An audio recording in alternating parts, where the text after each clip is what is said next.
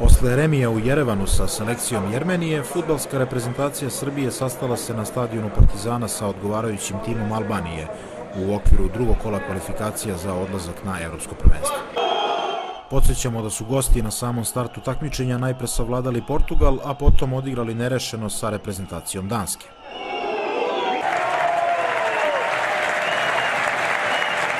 Atmosfera oko i na stadionu uoči početka ovog meča bila je potpuno uobičajena za utakmicu ovog ranga, sve do trenutka kada je letelica sa zastavom takozvane Velike Albanije ušla na teren.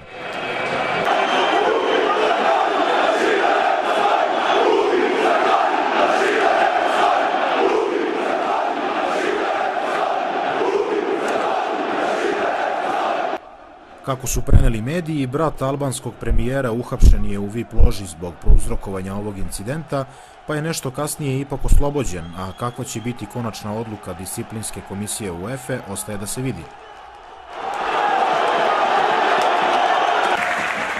Inače, prema nekim izvorima, letelica je poletela sa krova obližnje crkve.